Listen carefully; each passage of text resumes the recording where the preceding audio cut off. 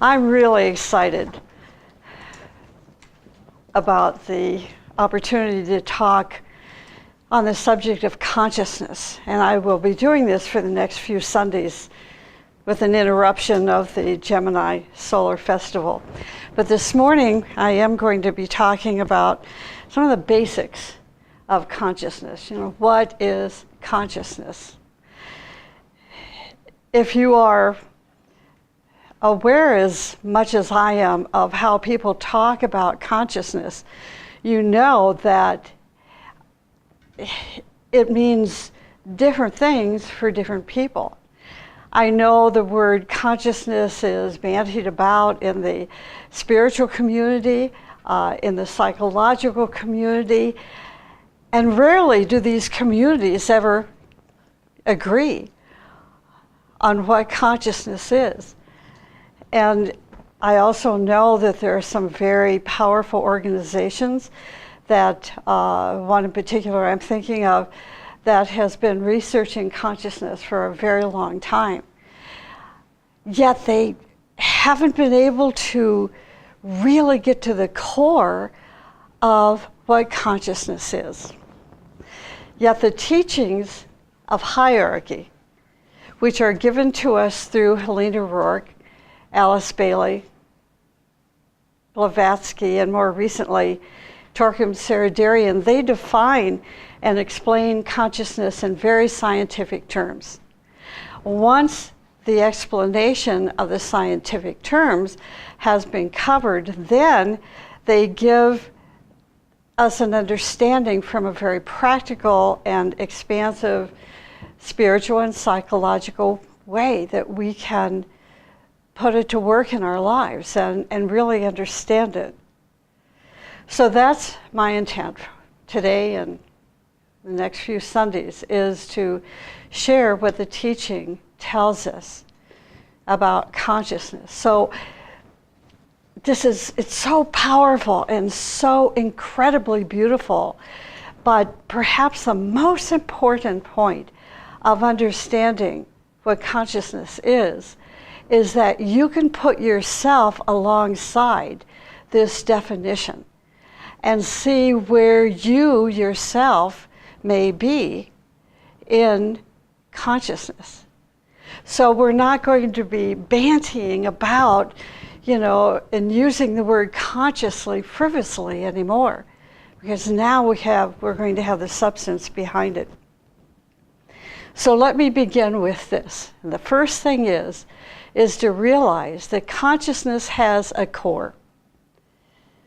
Consciousness has a core. What is the core? The core of consciousness is your human soul. So here we have 2 points, that consciousness has a core, and that core is our human soul. This sums up an understanding, gives us the understanding that consciousness is our soul's light. So consciousness has a core. That core is the human soul, and that consciousness is our soul's light. See those 3 points? See, and we didn't have to spend years and years and years and years of research to discover what consciousness is. The teaching has given it to us. Now, the next point is that the more expansive our consciousness is, the more radiatory is our light. And that means the more radiatory our light is, it tells us the more construction we have created of our soul, or that the more light we have released from our soul. The ancients have told us that consciousness is always in existence, in everything. Okay, so consciousness has its core. The core is the human soul. Consciousness is our soul's light. The more we express our soul, the more we strive to release the light, this fire from their soul, the more radiatory our soul is going to be. Now, the next point, which dovetails with this whole idea, is that consciousness is a state of beingness. So, what is beingness? Beingness is how much of our soul we have constructed. That's what beingness is. What's very curious to me is that the teaching tells us that this state of beingness is what everybody must experience. So if we distill that into a more day-to-day understanding, it's telling us that the more we live our life as a soul, then the greater the beingness we have.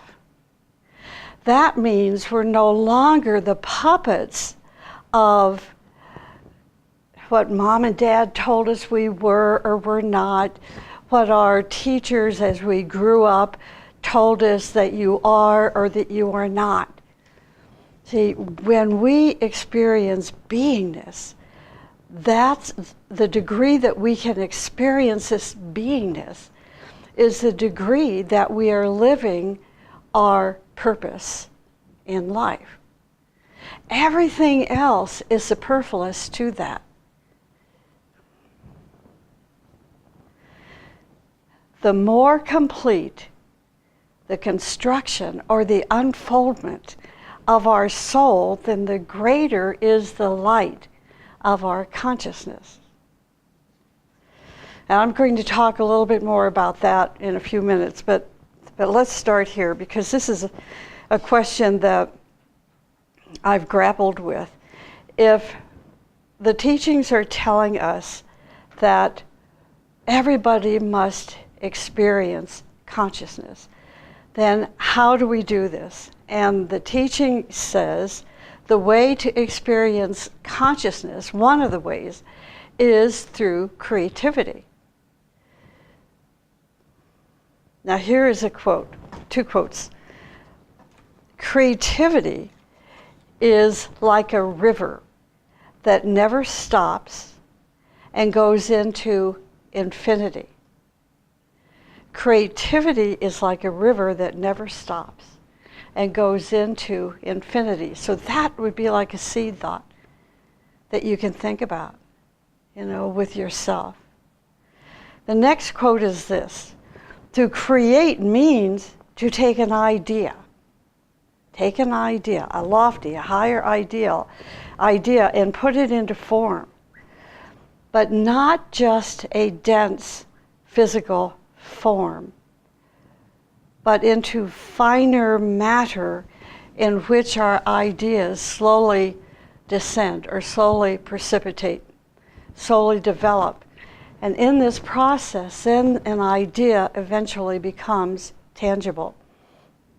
For example, before the idea of the White Mountain Educational Group moved into a tangible form, it was an idea.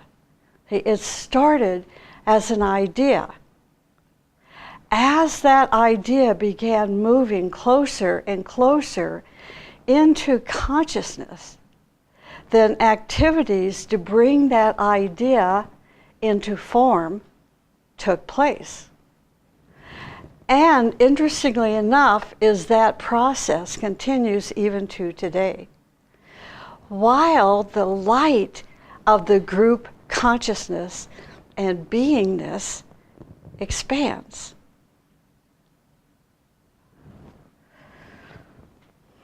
To understand how such a process happens is to understand this, that consciousness operates at or on many, many levels.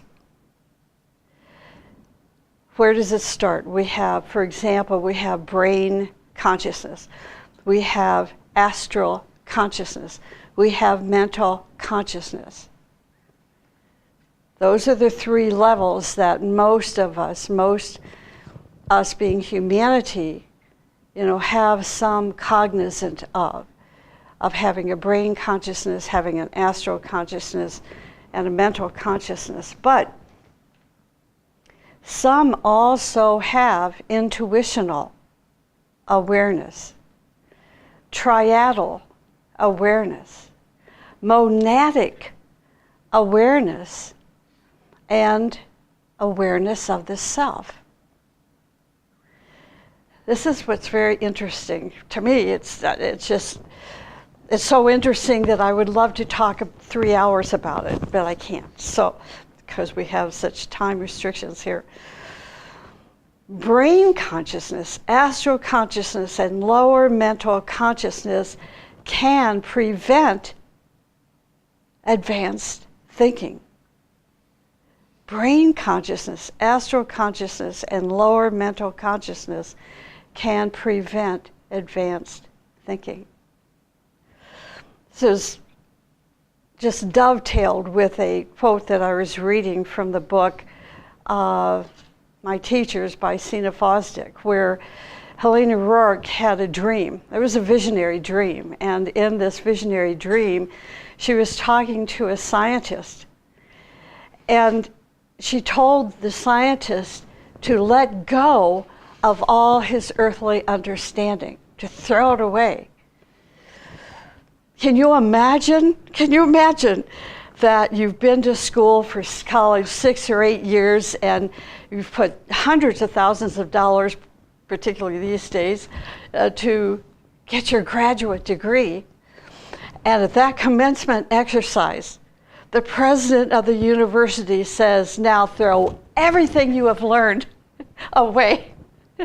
And that's what Helena Rourke was telling this scientist. Because we want to move into the infinite, into the future. And to do that, we have to take our consciousness outside of the brain, outside of the astral body, outside of the lower mental body, and let the light of our consciousness move in to the Buddhic body, or into intuitional consciousness. Once the light of our own consciousness moves into that Buddhic plane of consciousness, then the next step is triadal consciousness, and so forth, where these higher ideas, they come into our consciousness, begin to precipitate until we have the tools to put them in tangible form. See how consciousness works. So if we focus our consciousness in the brain or in the astral body or in the lower mental body, we are going to prevent this full manifestation of a higher idea. Illusion, glamour, these are the problems, the barriers that prevent us from receiving these higher ideas. The inability to think clearly, which was talked about last Sunday, prevents us from having a full manifestation of higher ideas. Brain diseases, mental health disorders, severe drug and alcoholic abuse prevents us from expanding the light of our consciousness and moving into the intuitional awareness. Now, back to creativity. The subject of creativity and consciousness.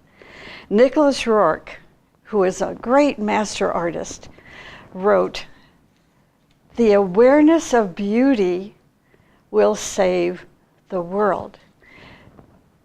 This is a seed thought that you can think about this week. The awareness of beauty will save the world. Okay, we can take the term awareness and understand it as the light of our consciousness. If we have a dim light, then our concept of beauty will be very dim. If we have an expansive consciousness, then our awareness of beauty will be so terrific, so great, so intuitional, that we can precipitate intuitive ideas from that sphere of the universe and manifest it in tangible ways, the way Nicholas Roerich did, for example, in his paintings and his writings and his teachings. It is through beauty that we as souls must begin to create. See, we don't say, look, I have this talent that's going to make me rich. Now I have to see what venue I can apply my talent so I can become a millionaire. That is earthly consciousness. Intuitional consciousness is the awareness that you have a great talent. What are you going to do with this talent? The lighted consciousness perceives a higher idea, brings it into the world, and changes the course of humanity. See, that's creativity. That is awareness of beauty. So to begin to create, we must strive to bring higher ideas from higher planes of consciousness into this world in perfect formation. And that's the other trick. The challenge is to bring that higher idea into perfect formation. Now, in a lecture to some Bombay students in an art school, the professor is Nicholas Roerich, and his students just called him the professor. He said to his students, very often, we are trying to discover how to build the next life, how to build the evolution to come. Imagine being a student in his classroom and hearing this.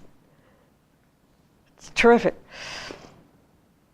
What he was talking about, to build the evolution to come, he was talking about building their continuity of consciousness.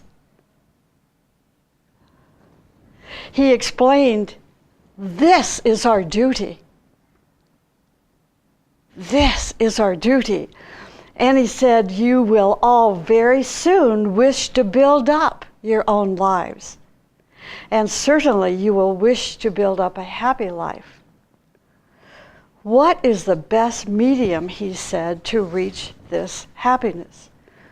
He said, fortunately, after visiting more than 25 countries, I can tell you from my own experience, only through the beautiful.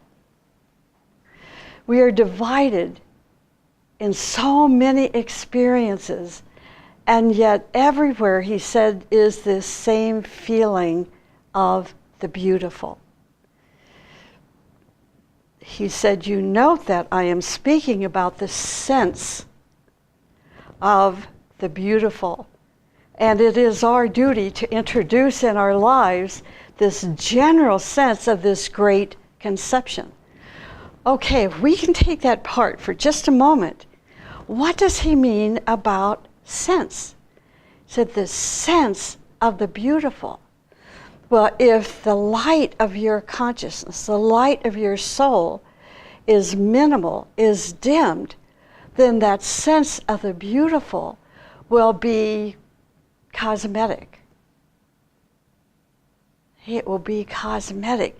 But if your senses are developed, if the light of your consciousness is expanded, then you're going to bring in the higher worlds of consciousness into all that you do, all that you say, all that you are.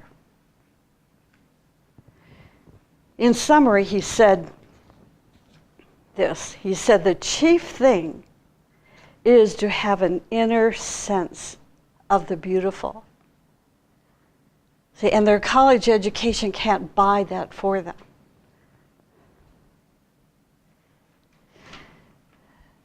He was giving his students a vision of their future, which was to construct an intuitional or even a triadal awareness. When you have achieved super consciousness, which means your consciousness has had a major expansion, that major expansion is what we call having continuity of consciousness.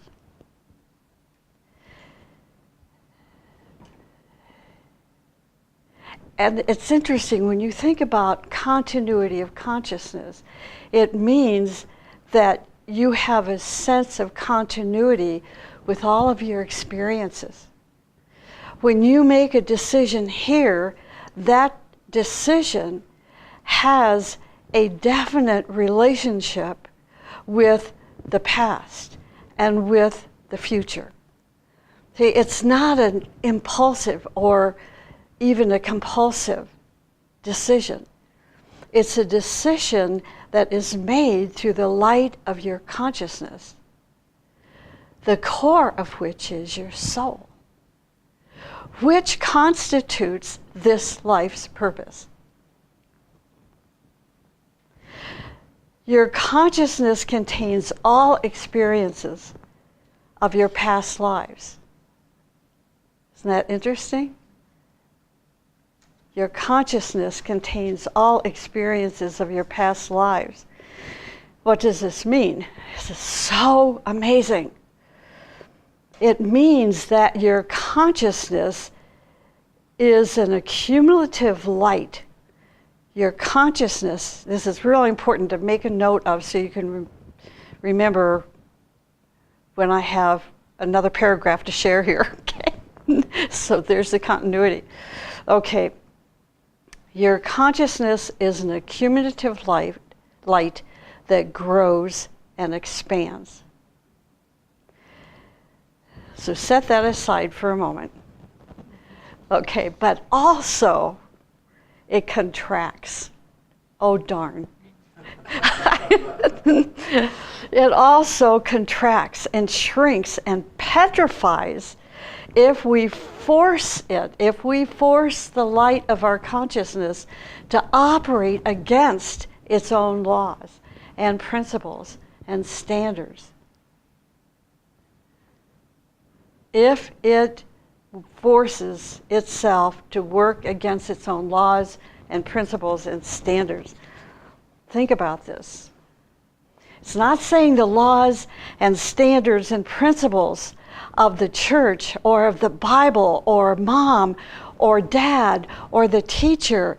It is the principles, the laws, and the standards of your soul, if it is awake.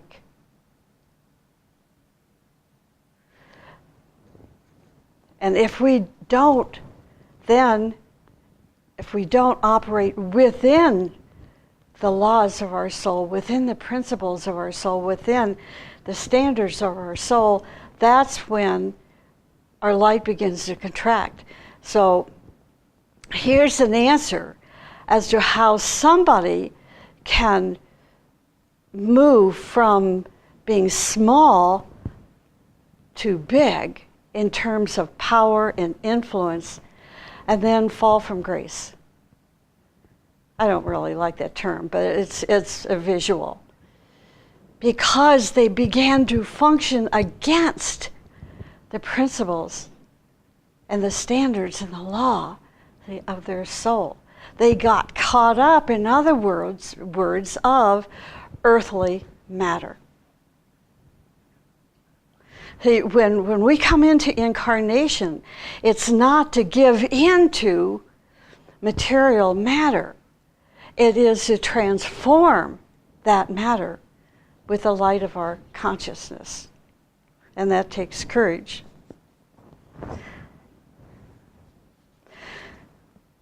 The sad thing is when this happens, when someone goes against the laws and principles and standards of their soul, it leads their soul into gross materialism. For a long time, the evolution of the person is delayed in the slums of their material life.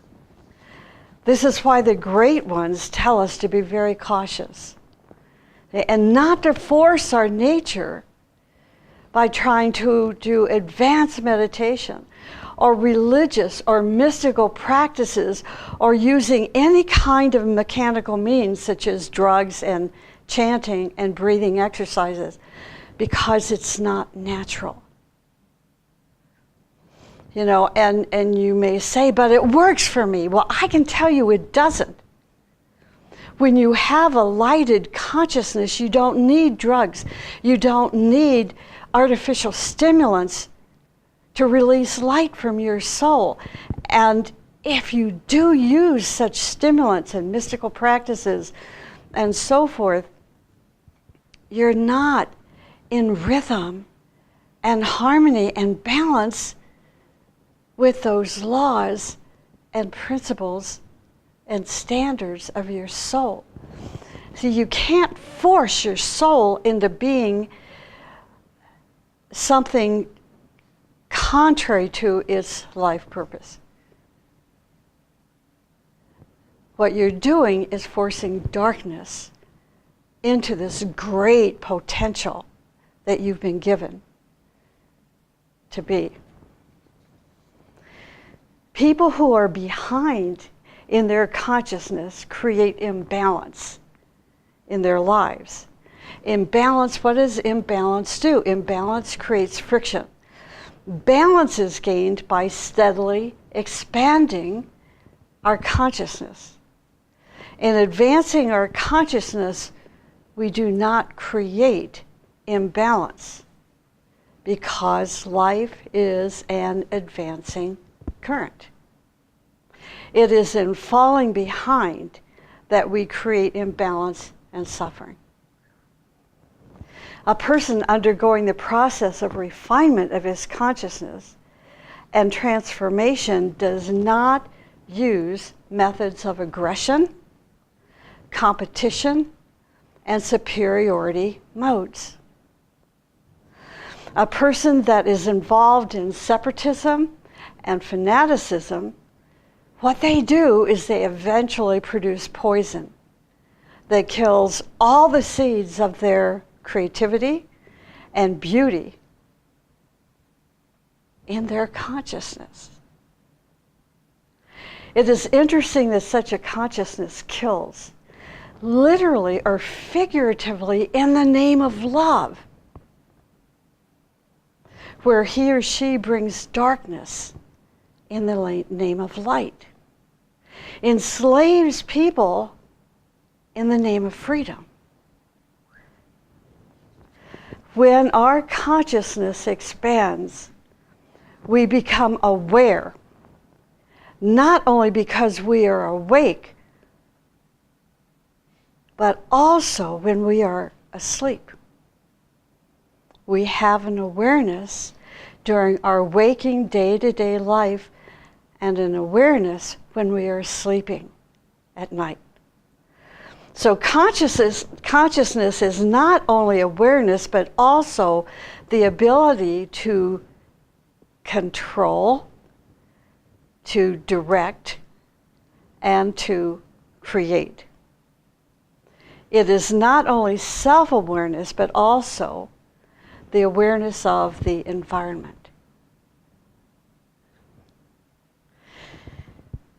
You have no idea how tough it is not to just go off and just really talk more and more about all of these wonderful ideas. So this is pretty much, even though it's introductory, it's very condensed. And hopefully it will evoke ideas for you. A limited consciousness. What is a limited consciousness? It is a consciousness that is separative, is full of prejudices and superstitions. It is a consciousness that's fanatic in behavior and only has one or two points of view. It does not want to analyze an opposing viewpoint. So this is why Helena Rourke said, read a book about a subject that you have a great disdain for and see what you can learn from it. It is also not righteousness. It does not care, this is a limited consciousness, does not care for the rights of other people. Such a consciousness is controlled by fear. So earlier I said that the human soul is the core of our consciousness. Once we understand that as a fact, then we're going to understand that our consciousness operates even after our brain or our mind is out of operations. It's very important to keep in mind that our consciousness operates even after our brain or mind is out of operation. In death and in a coma, the consciousness is still in operation. In trance, in dreams, in deep meditation, the consciousness is in operation. There is no time and no condition in which the consciousness stops functioning. The teaching explains that in certain cases, the soul leaves the body to function in other fields with which your soul is karmically tied, while the person in the physical world remains unconscious. When the soul finishes his job in this other field, he returns to his body, his present body, and back into his consciousness.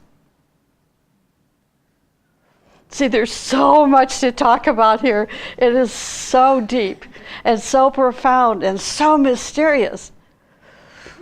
But at least we're being introduced. And when you have that experience, then it's no longer a word being expressed in a lecture or on a piece of paper. Now you know exactly what this means. Sometimes the soul leaves his body, and the body has no consciousness. In such a case, the body can live another 4 or 5 years and then disintegrates.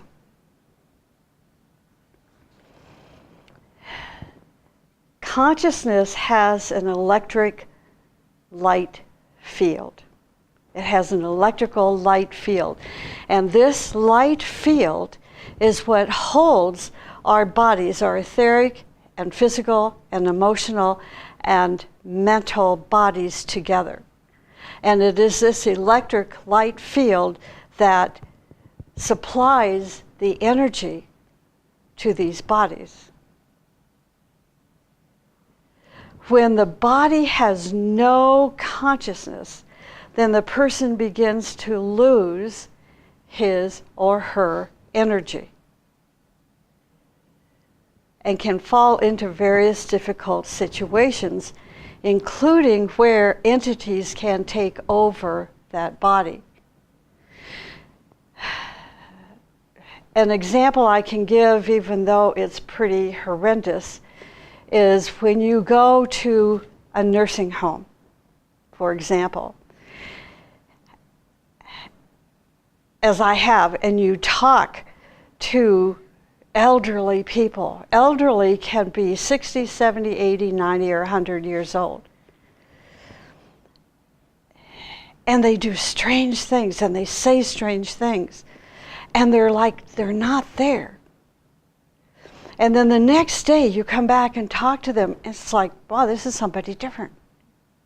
And a week later you come back, to give them some nurturing and love and company, and they are completely different.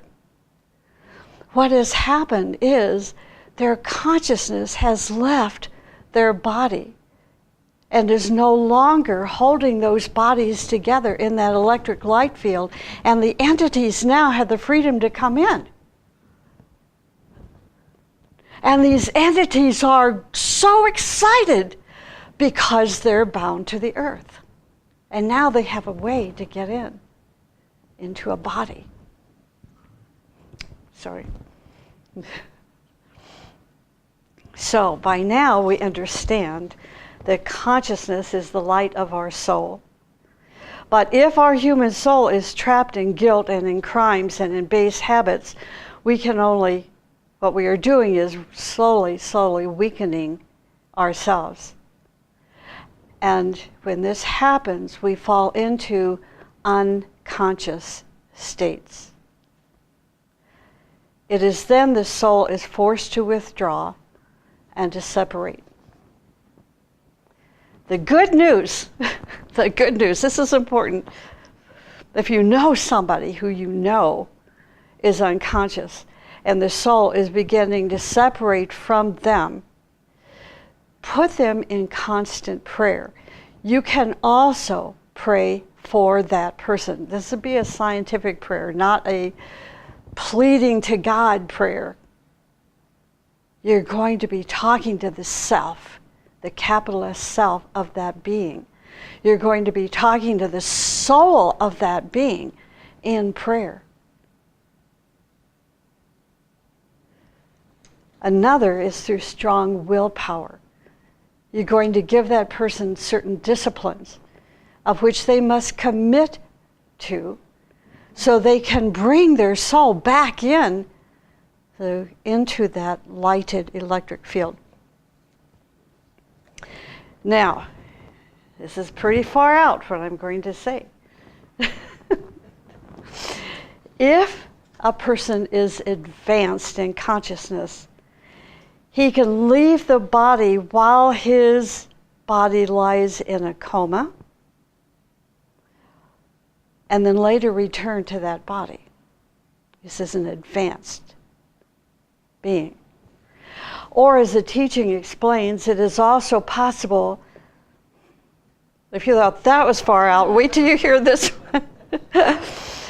The soul incarnates somewhere else.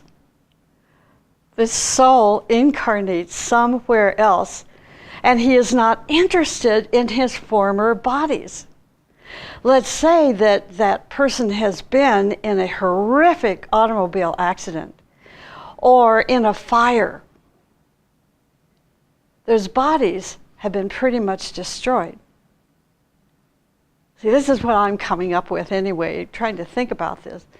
Not ever having such an experience.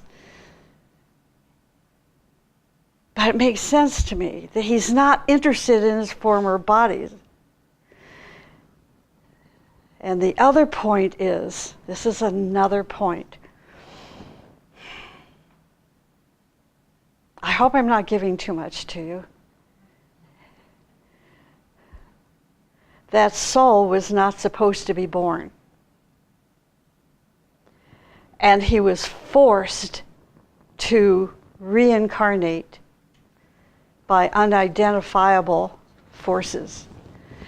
Now, some people say, I never asked to come back. We're not talking about that. Hey, this is another mystery of the teaching. And we know there's a limited number of people, and I have talked to a very limited number of people that I know were forced back into incarnation. It's a terrible place to be. And this is the person you want to find the teaching and to give them the teaching, because they can transform and re-energize their soul and reconstruct these bodies and make these bodies their own.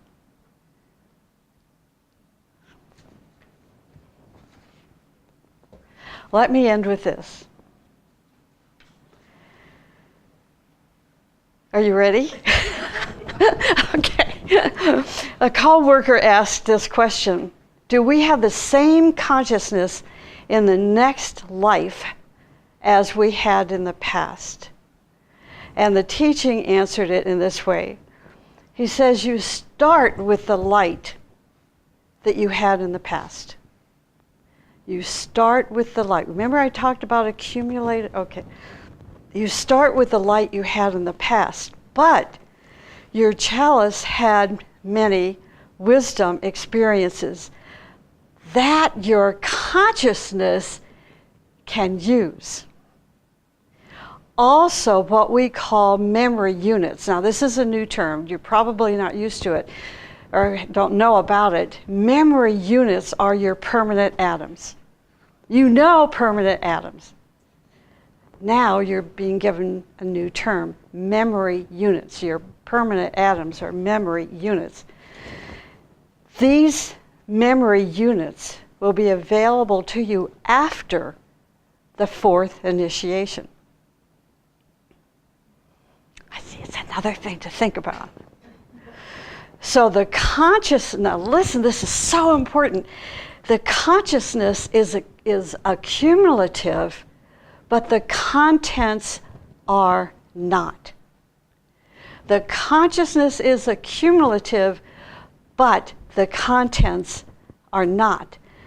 The light of your soul increases, usually increases, but the elements on the screen of your consciousness can drop away. See, we could have a whole lecture on this, but you're going to think about this and come to your own conclusion. The contents of the consciousness are the accumulation of one life in consciousness. But the contents are accumulated in the permanent atoms forever. Did you get it? Forever. And the chalice is the accumulation of wisdom from experiences that lasts until the fourth initiation.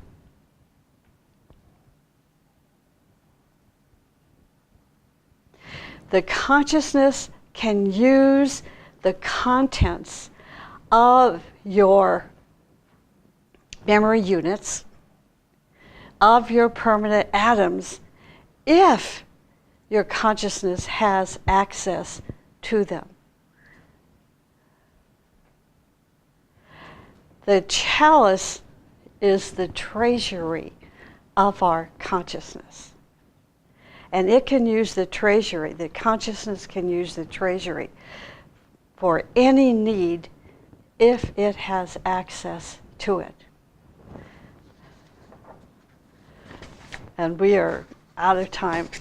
I suggest for those that are listening on the webinar, if you have questions, just send them to me via email. JoleneTravel@gmail.com. And I'll answer your questions best I can. So this is just the first lecture. Next week I'm talking about, let me see, consciousness and the nature of the heart.